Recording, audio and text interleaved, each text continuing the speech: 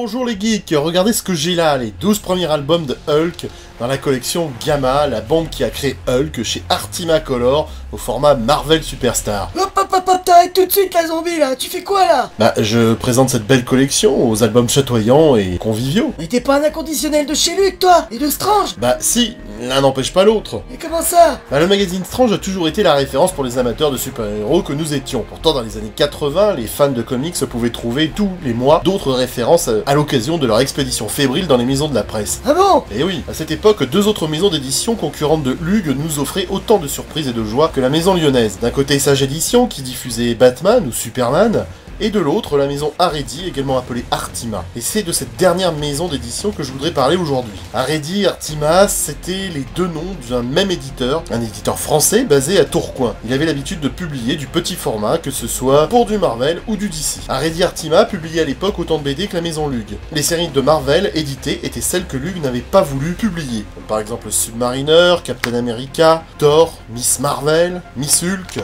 Ouais c'est bon, on a compris là, ouais. Aredi, Artima, deux noms pour une seule maison. Difficile de s'y retrouver sur les tourniquets des bureaux de tabac ou dans les rayons des maisons de la presse. En fait, j'ai cru comprendre qu'il y avait une distinction entre les deux titres. Aredi était consacré à des BD dites pour enfants, alors qu'Artima était destiné aux adultes. La première mettait en scène des super-héros, la seconde publiait des histoires d'horreur et de science-fiction. Alors dans ce cas-là, pourquoi Spectral est publié chez Aredi? Et pourquoi Hulk est publié chez Artima? Oh là là, prise de tête. Aredi avait toutefois tiré des leçons des ennuis subis par Lug lors des publications de Fantasque et de Marvel. Aredi avait fait le choix d'estampiller ses pockets pour adultes. Du coup, cette classification lui permettait de ne pas tomber sous la loi de 1949 sur les publications destinées à la jeunesse. Du coup, pas de risque de voir l'un de ses titres être interdit à la vente aux mineurs, comme ce fut le cas chez Lug. En 1979, la marque Artima publiait plusieurs collections en grand format couleur, comme par exemple Artima Color Marvel Superstar, Artima Color Marvel Géant, Aredi Marvel Color. Nonobstant, let me tell you something. Quoi? Aredi Artima n'a jamais eu la classe de Lug pour plusieurs raisons. D'abord le format. Avant que n'apparaissent les albums Marvel Color Superstar, Aredi ne faisait paraître que des petits albums du 13 x 19 cm en noir et blanc appelés les Comics Pocket. Ces petits albums massacraient les BD Marvel et DC à cause justement de leur format trop petit. Les dessins étaient vraiment trop petits, ils perdaient tout de leur valeur et de leur éclat. Et puis publier du Marvel ou du DC en noir et blanc, c'est nul. C'est comme avoir une très jolie fille en face de soi et ne pas la voir car on est dans l'obscurité la plus totale.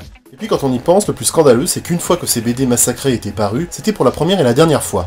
En effet, à l'époque, lorsqu'un éditeur publiait une série ou un épisode de BD, personne ne pouvait plus les publier. Imaginez le nombre de séries mal publiées qui finalement étaient condamnées à rester l'unique vision qu'on pouvait avoir d'elles. C'est aussi aberrant qu'Étienne Dao en train de chanter du Caruso ou M. Pokora chantant du Claude François, ou même les Restos du Cœur dirigés par Sarkozy ou Florent Pagny en train de payer ses impôts.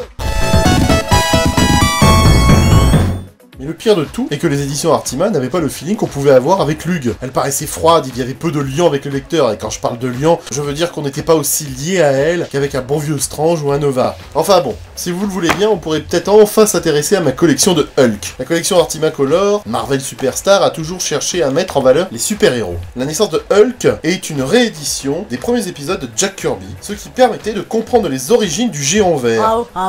Dans le second album, Un enfer pour Hulk, les épisodes sont écrits par Archie Goodwin.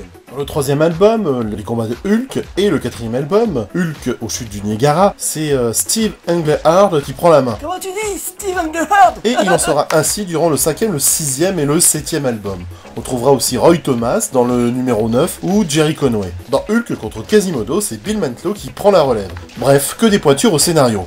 Les dessins, eux, sont l'œuvre de deux artisans méticuleux, Herb Trimpe, je sais pas comment on dit, qui excelle dans le style épais et massif à la Jack Kirby, bien adapté au baston contre d'autres géants. Sal Buscema sera plus apprécié des fans avec ce dessin énergique qui colle si bien à la vie du gros Hulk. Bien sûr, je n'ai que les 12 premiers numéros, mais il faut savoir que la série s'est arrêtée aux alentours du numéro 15, si je me rappelle bien, en 1985. Tandis qu'aux États-Unis, Hulk devient intelligent, nous autres petits Français, nous ne garderons le souvenir que d'un monstre vert sans cervelle qui pétait tout sur son passage.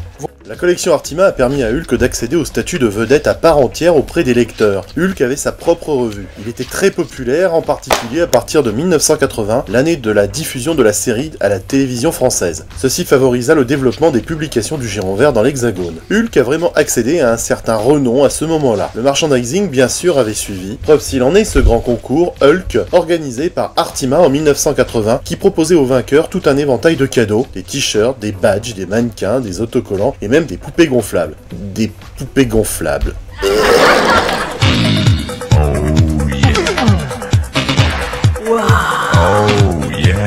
Voilà, j'avais envie de vous parler de Hulk chez Artima, et prochainement, je vous parlerai de Captain America, Thor, Miss Marvel et Miss Hulk chez ce même éditeur. N'hésitez pas à compléter mes infos dans vos commentaires. Si vous avez vu des choses que je n'ai pas pu dire, eh ben allez-y, faites-vous plaisir. À bientôt les geeks.